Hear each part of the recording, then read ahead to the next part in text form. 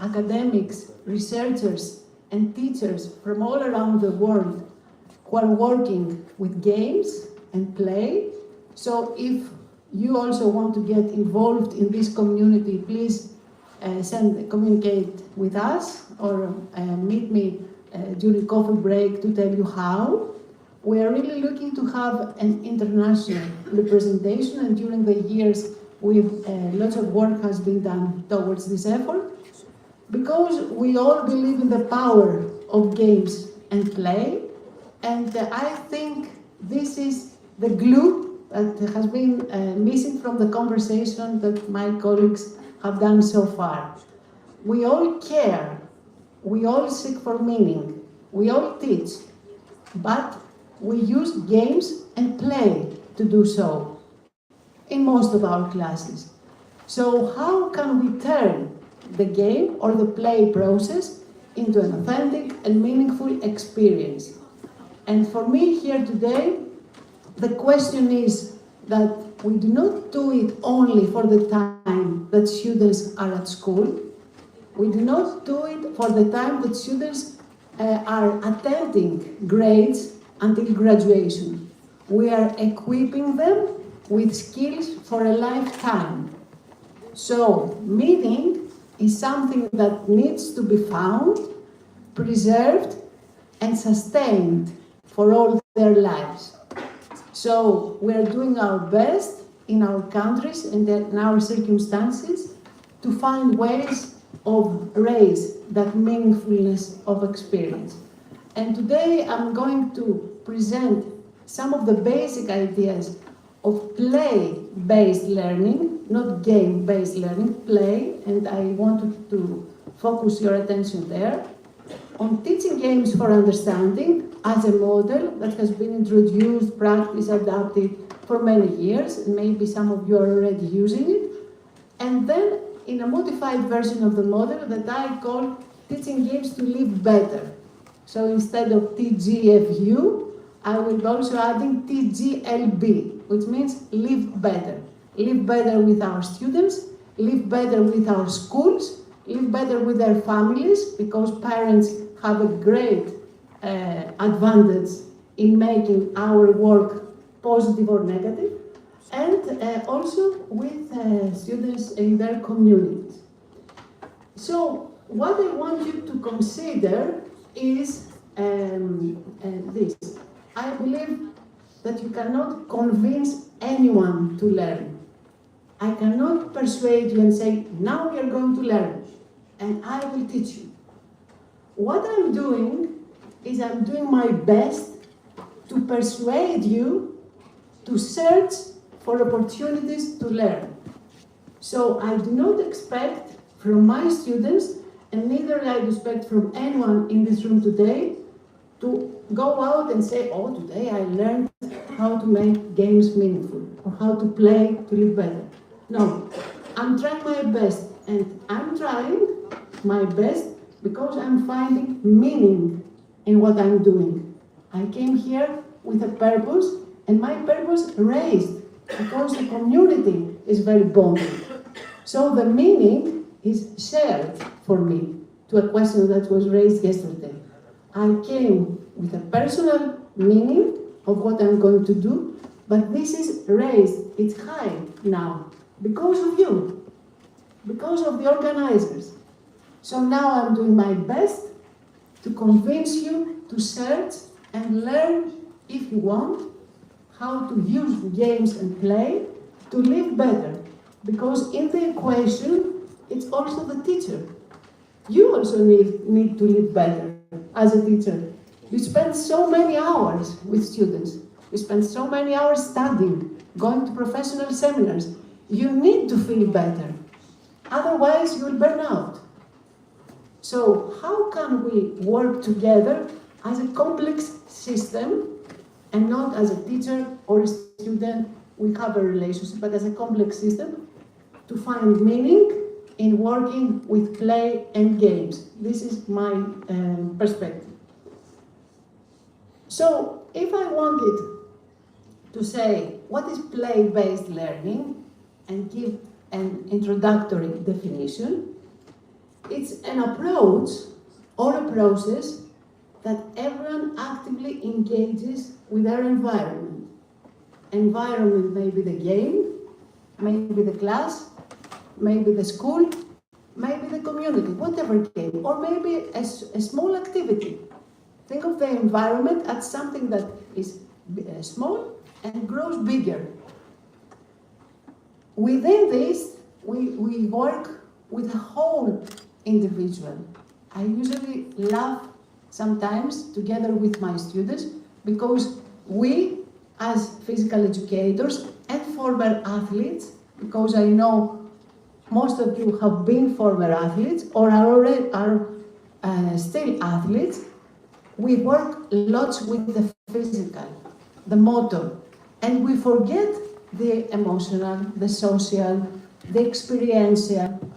If these don't work, if you have a headache, for example, your physical ability lowers. Or if you have a lack of concentration because something is happening in the environment and you feel shy, then your physical ability lowers. So you are a whole, which is also changing together with the environment.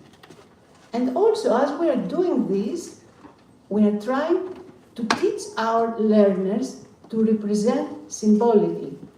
Let me give you an example. We usually say to young learners, now it's the time for defense. Defense is such a big concept for a third grade student. How can we define defense? It's latent, it's somewhere there. So the meaning that someone will put to defense will depend on the circumstance, on the activity. So for that purpose, in young children, we say cold and hot defense. And why are we doing this? Because we need them to represent the meaning of defense with something that they have experienced. We have experienced either cold or hot weather, so they know the feeling. In that purpose, we are trying to make them represent all the concepts that are continuously changing in the game and play environment and teach them how to do in their best possible way and also find meaning. So, carrying on from my colleague's presentation, I can also say and claim, because I'm working with games and play, that I find three elements that are common with what Tim and David said before. Choice.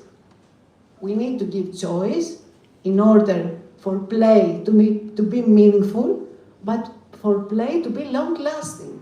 Because if you don't choose, then you keep being less motivated. You need to choose. Wonder and the environment and the activity needs to foster curiosity. If I'm bored, then the experience lowers and then I leave with no meaning. So we need to feel wonder. And please think, how many times have you observed your classes feeling wonder, feeling amazed, feeling curious? I find that in first grades of the primary school and preschool context. Children are coming with a desire, with curiosity, with what's going to happen next. So we need to preserve that. This is very important. And delight. I really love this word, delight, and I think it's something that triggers our emotions. I have felt delight while being here. I've also felt wonder, and I've also felt choice, that I had choice. There were people helping me before to translate, to coordinate. I had a supportive community around me. So this gave to my experience lots of meaning. So, one way for me, when you are a teacher, is to use this word. For the students, what does it feel like when you have choice? Ask them, what does it feel like? Not what is choice, because they may not know the word choice. They may not know the word autonomy. So what does it feel in this game when you have choice? And they will start giving you lots of words, brainstorming. You can use them. These words are a treasure for you because these are based on their experiences. And for you, as a teacher, what does choice look like in the game? What do you see when you give choice and autonomy? You need to observe and check this because this is data for you that you are going to use afterwards. So these two words for me are very important. What does it feel like for learners? What does it look like for you? Wonder, the same with wonder. What does it feel like? If I put you in an experience, yesterday if you were at a social event and you were dancing, everyone was like that, and then there was a dance and the atmosphere just changed. There was wonder, everybody was looking to see, are we going to dance? Are we not going to dance? What are our dance skills? This triggered our curiosity. If I was an observer, I would observe what does it look like for Team Aspasia, David, Denise to dance and to feel wonder while dancing. This would be data for me. And delight is also similar. I think it's the treat that learners take away when they leave. When they go home and say, wow, today we did this activity, blah, blah, blah, blah, blah. This is data for families as well, that you are doing great work. This is data for school principals, if you don't have a supportive school principal. This is data for communities to build on and raise funds for your programs. So these are data that not to be wasted. You need to preserve them and collect them, not only data from performance. This is why I believe very much in the power of investigating and exploring the in-between-us space. How can we make the distance between us closer? This will bond us and support us in what we're doing. So, can we live better in our communities by playing games? I don't know. I want you to share with you. Why would I extend the concept to communities? What's the reason? I'm at school. I'm doing my curriculum. Why should I extend it? First of all, I believe that games are what I call experiential laboratories. Games and plays are laboratories. They're living context. They're not just activities. There's so many things that you can see in games happening. So it gives you a space to experiment. Sorry for telling this, but I have English here and Turkish here. So it's I'm a little multitasking at the moment. So you use the context of the game with trial and error.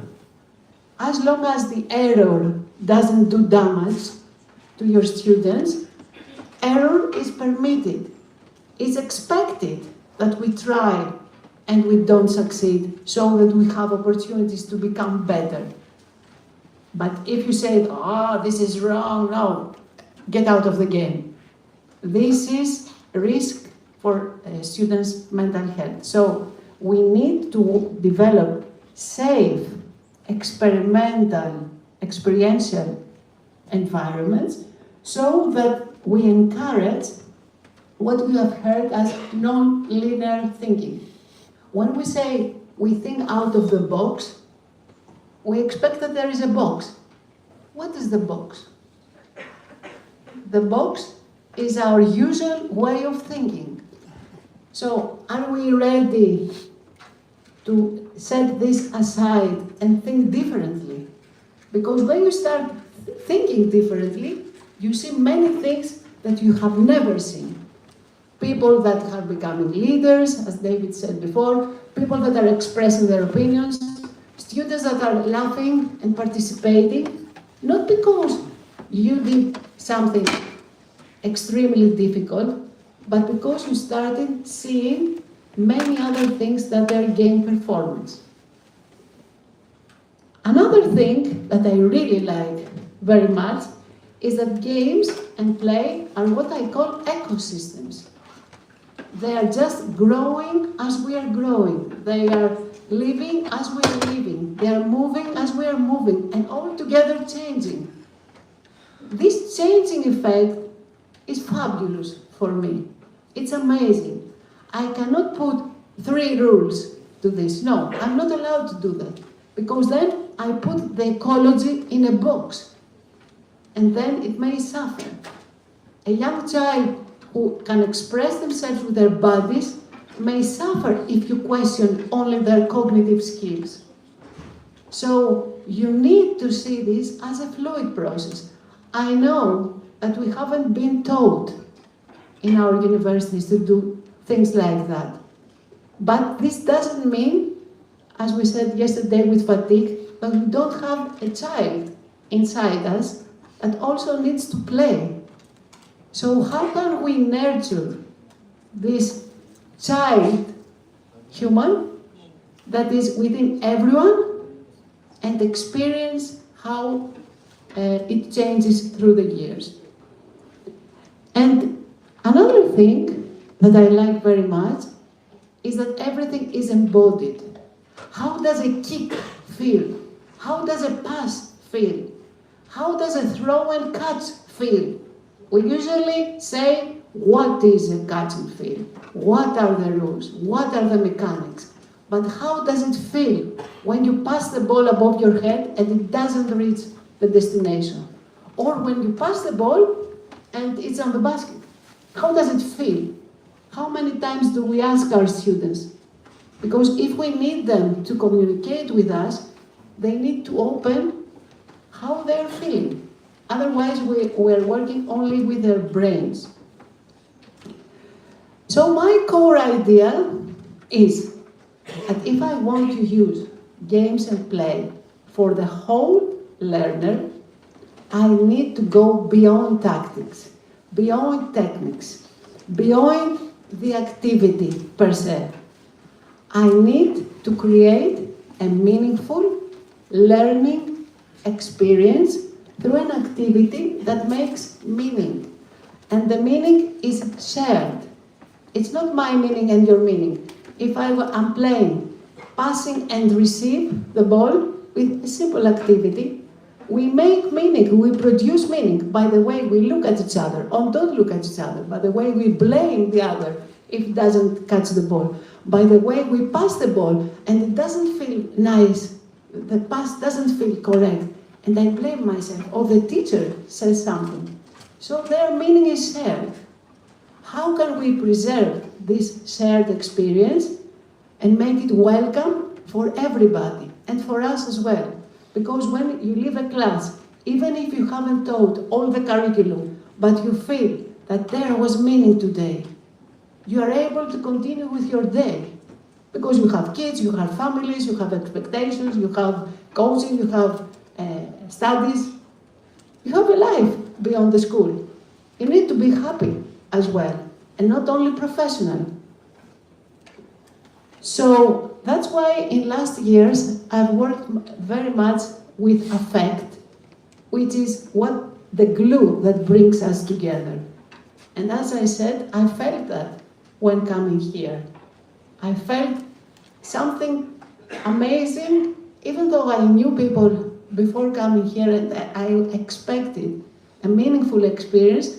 This raised above my expectations. I feel welcome. And in this welcome environment, I feel like I'm at home. So I'm free to share with you my passion and what I believe, and maybe persuade you to think differently.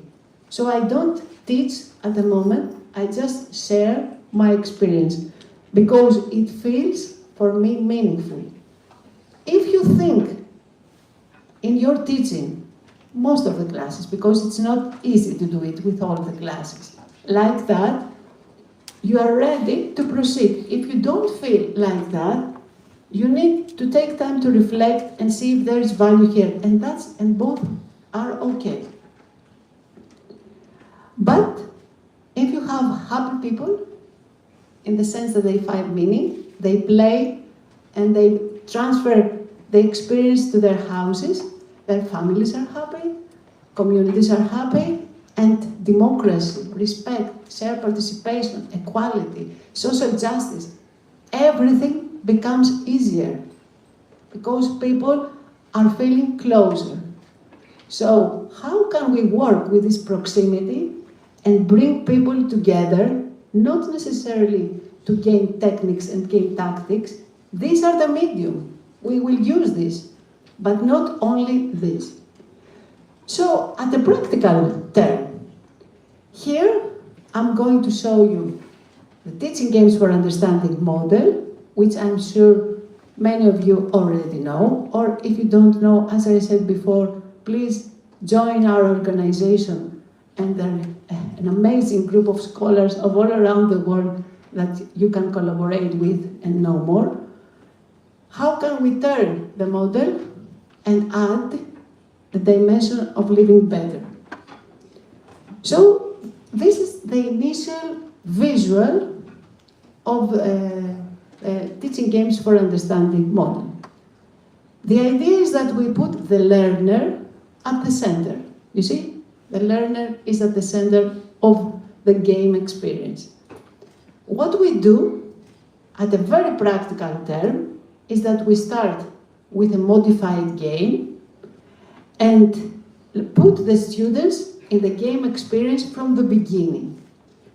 As they play the game, there are many strategies that help them to appreciate what the game experience for them produces. So appreciate the game tactically and develop a tactical awareness of the game. Even if the game is 2 versus 1 and it's passing and receiving with someone in the middle, students and learners need time to appreciate this, what is happening. That is why we allocate almost 15 minutes of, this is what I'm doing with my students, 15 minutes of the lesson to help them appreciate what is happening in the modified game. Then we use questioning techniques to trigger what is happening in the game, how do you make this game better, what happened when your pass didn't end to the receiver, and tactical-based questions. And then we select some skills of the game, practice them so that this game is played better, not any other game, this particular modified game is played better, and then play a modified version of the game that, according to what has happened, may be slightly or more difficult. So we have games, skills, and game, and modified game. This is the lesson core. By working with this, we have seen there is literature supporting that there are effects on their tactical skills, of their way of understanding the game. Recently, one of my students completed her master thesis and produced data that there was motivation related with the games. She applied the Teaching Games for Understanding model in 21 lessons in physical education in middle school, and we saw positive effects in students' motivation to participate. So there is also data concerning motivation. And this is a slower process because education is a slower process. You can't educate someone with 20 lessons. We don't expect that. We even don't expect to educate students during their school time. There's not enough space. So many classes, so many obligations, so much a thick curriculum. How do we expect? We just trigger them, provocate them, so that they graduate and they have the skills to pursue knowledge and development in whatever way they want. So if we use this model and adjust it to my Live Better version, is we start with the game, but our focus is not on the activity, it's on the playing process. That's why if you see, the relational learner is in the middle. It's not the learner individually, it's me with everyone and everything else I'm related with. Because I will play different. If I will play with someone who is higher skilled than me, I will play different. If the court is squeezed and I don't have space, I will play different if I am in a gym. So it's not only me learning, It's me and all my relations learning. So this is my change here. Instead of game appreciation, apart from game appreciation, I focus on the appreciation of connection. So instead of appreciating how the game is played, I share their attention, the students' attention, to how I feel connected or whether I feel connected when I play. Because if I hate you when I play and the physical education teacher has put us in a group, I will not play well. My anger will not help me appreciate the game. Or if I feel connected with you, I will understand the game better because I know that you will support me if I continue playing. So my experience relates to your experience. And then your experience will change as a result of my experience. This relational awareness creates feelings.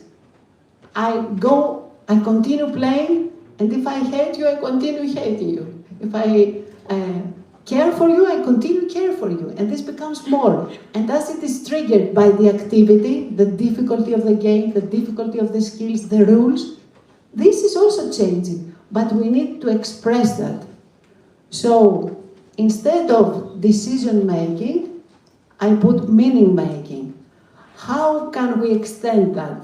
And every decision is a decision that has meaning for everyone. So when we have some people leading, how is their decision fair for us? So how they don't take advantage of the game.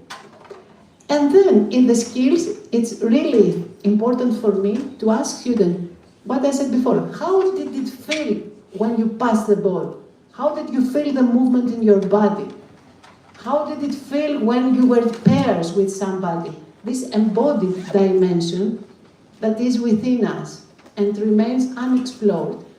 And by going all around this circle, producing something that I can see as a circle that goes experience play, reflect on the meaning, not only on the tactics, the meaning of the tactics. Exploring the relationships in the tactics, because 2 versus 1 is a kind of relationship. The versus is a relationship that means opposed. So what is the meaning in the opposition? Do you play all together to learn or to beat? Do you play all together to exclude and to perform and to compete, or to create meaningfulness in your lessons? Expressing movement, this will help a lot students that want to express themselves with their bodies and they are restricted only to techniques. And this can go beyond school, because we usually we play modified games and we say, this is not basketball, this is not football, because we modify the version of the adult game. Here we are producing our games. We don't need to play necessarily the adult version of basketball when we have 5th grade students. Why are we doing that? To teach them something that they will play as adults and tell them, oh, this is not a good technique, you need to perform better. This is always judgmental. How do we expect to create relationships if we are judgmental? It will not happen. So, in terms of some practical guidelines, how can we design this context? I've heard my colleagues saying, and I agree, that there's no one way of doing that. There is no a checklist that says, when we do this, this will happen. When we do this, this will happen. It may or may not, and it's okay. Because it's an ecology. It's something that is evolving. But as teachers, we need to have some guidelines. How can we work with this? So, at the level of the activities, this is something widely used, and many other similar visuals like this can help you. This has helped me a lot in everything in my teaching, not only in games. What it says here, that when you change these dimensions that produce secondary rules for an activity, because the primary rules are how the game is played, what is scoring, and what is foul. These are secondary rules that help you modify the game.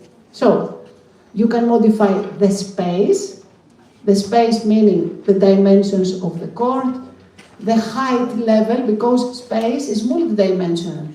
It has paths, it has directions, it has levels, it has dimensions. So, if you modify the space, the game or the activity will change. If you modify the time given to the activity or you play against time, which team wins in 2 minutes? Or how long can you keep the ball in play? These are time dimensions. By changing this, you change the activity. The task, if you focus on invasion games, because teaching games for understanding categorizes games in 4 basic categories. So if you play games that are basketball, have similar tactics like basketball, handball, or soccer, and you play 2 versus 1, the task may be throw the ball, 2 people standing apart and 1 in the middle. For some teams, the throwing may be whatever type of throwing, because it's their level of ability that they can't do better, but for others, it may be a basketball pass above the head. So the task is one way individualized. Equipment, it has been discussed before. You can change the equipment. If you have net wall games like volleyball, tennis, badminton, and you use a tactical way of playing the game, in one group you may use rackets and in the other group no. Because this is a modification of the use of equipment, but the tactical element remains the same. And people, you don't need to play in equal teams if you don't have equal dynamics. You can play 2 versus 1, you can play 3 versus 2, and this depends on what you are observing. So you need time for the game to flow, and you need time to observe as well. So these are some practical guidelines on how you can modify the activity in order to work with the activity, with your curriculum. If you want to work with the teaching games to live better, you can also modify competition. So instead of winning, you can have some shared challenges. And this is what I'm going to do in my workshop. I'm going to work with a game in the traditional way of designing the game, changing it with this STEP acronym before, space, time, task, equipment, people. And then I'm going to see some versions in the live better approach. So instead of focusing on winning, for example, you can have challenges, because challenges are not always physical, they're also social. For some people, it's a challenge to cooperate, because they haven't learned how to do that. So, team scoring may be on fair play or on collaboration, instead of elimination and who or which team is going to do best. Reflection needs always to be there. How did I feel when we worked together? We need to share that. How do you feel when you play together? What made this game enjoyable or meaningful? Not only what did I feel, but why? What was that it made it meaningful or enjoyable? Also, use TGFU in this cooperative, supportive version, and also highlight your role as a teacher. You also need to change your stance, your teaching stance. You can't say, today you are going to beat a game. 2 teams here, 2 teams there, and 1 team in the front. This is a style that doesn't adjust to the live better version. You need to soften and go with the flow and expect from people to do mistakes. It's part of the process, as long as the mistakes don't affect negatively other people's lives. As a community, if you are a community leader, or you are working in after-school programs. You can transfer this in family game nights. This is something that as a parent of young children, when my daughters were young, I looked for opportunities to go and play with my children, and there weren't many. All the programs were structured, athletic and sport competitions. So how can you produce intergenerational play with their grandparents, with their people from the family? This is something that brings value to the family, and it also continues the game. Community play festivals, and I think the community here is ready to do this. You're strong, and I think if you organize a community play festival, it will have a huge success. Student co-design projects within the university, how students can produce live better versions, and also a message from the university that movement is also connection. It's not only performance, it's connection. It brings people together and sustains their living. Then, this can extend beyond the school community, and I think this is something that is missing in the communities that we are living, because we're all closed to our small worlds.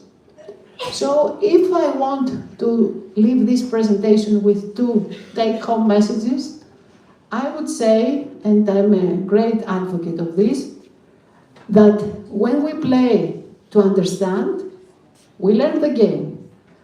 But when we play to live better, we learn ourselves and each other. This, for me, is a powerful meaning for all the students at schools. It needs to be introduced very early, from kindergarten.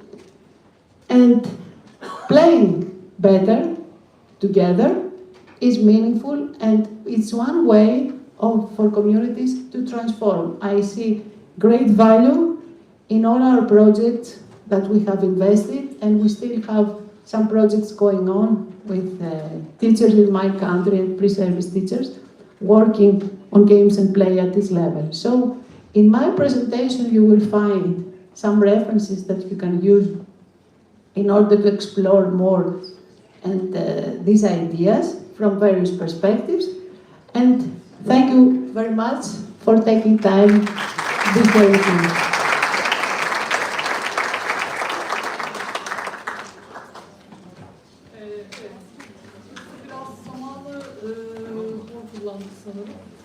Hocadan ihtar aldım. Çok hızlı bir soru alabilir miyiz?